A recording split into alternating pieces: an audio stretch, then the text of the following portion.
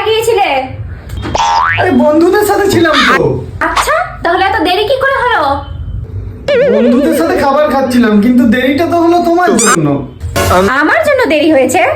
হ্যাঁ, তোমার জন্য তো। আমি তোমাকে পুরো ঘটনাটা বলছি, তুমি শোনো। খাওয়া দাওয়া হয়ে গেল, এরপর সবাই সবার বইয়ের ছবি বার করে দিল।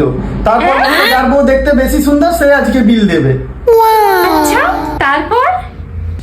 তারপর তারপর সবাই বলতে শুরু করে দিল, তোর বউ সব থেকে বেশি সুন্দর, আজকে তোকেই বিল দিতে হবে। আমি বললাম, না না, আমি বিল টিল দিতে পারবো না। এ মা, এটা কেন বললে তুমি?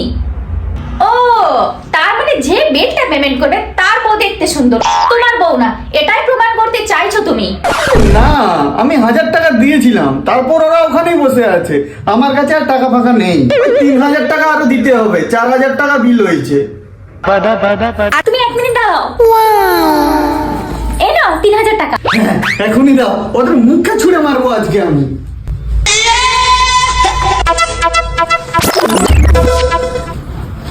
এ ভাই, রাতের পার্টিটা ঠিক করে নে, টাকা পেয়ে গেছি।